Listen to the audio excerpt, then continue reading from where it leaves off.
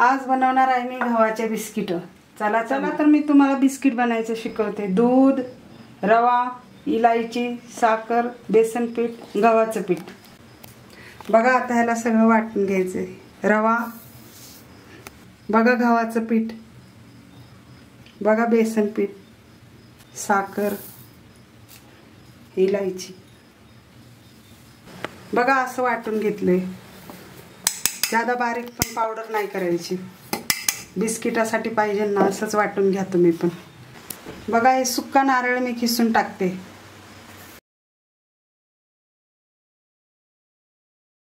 बघा मी मिक्स करायला लागले। असंच मिक्स करायचं पूर्ण खोबरं टाकून, पूर्ण मिक्स मिळवायचं त्याला। 2 चमचे तेल टाकते आता मी,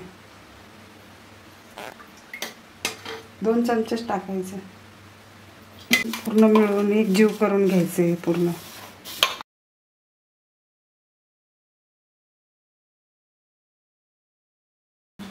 बघा हे एक जीव झाले, एकदम असं मुठ्ठी बनली पाहिजे। बनली ना मुठ्ठी, अशीच मुठ्ठी बनली पाहिजे। बघा आता दूध टाकून मळायला लागले। असं थोडं थोडं टाकून मळून घ्यायचं।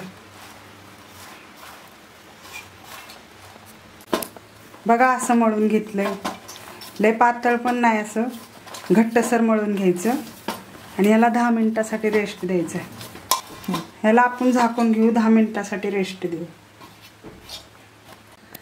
बघा 10 मिनिटं झाले पिठाला। किती छान झालंय पीठ, एकदम भारी झालंय पीठ, एकदम सख्त झालंय, एकदम कडक। असंच पाहिजे बिस्किटला पीठ ते तुम्हाला।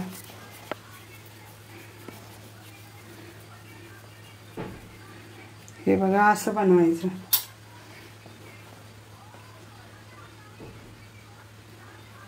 हे बघा, बघा बिस्किट बनवून झाले। तुम्हाला जसा आकार द्यायचा आहे तसा द्या। मी ही डिझाइन केली, तुम्ही कोणची पण करू शकता। आता हिला तळायला घेत। बघा मी तेलात सोडून घ्यायला लागले। असे करून सगळे सोडायचे। धीमी आचेवरच भाजून घ्यायचं। बघा असे तळतात, धीमी आचेवर एकदम सुलोवर तळून घ्यायचे असे। बघा असे तळलेत बिस्किट, असे काढून घ्यायचे। बघा आपले बिस्किट तयार झाले। बघा किती खस्ता आणि एकदम कुरकुरीत झाले। हे बघा छान झाले। मुलांनी मागितले तरी झटपट बनतात लगेच। बघा तुम्ही कसे दिसतात, भारी मस्त मस्त दिसतात। मला कमेंट मध्ये सांगा कसे झालेत ते।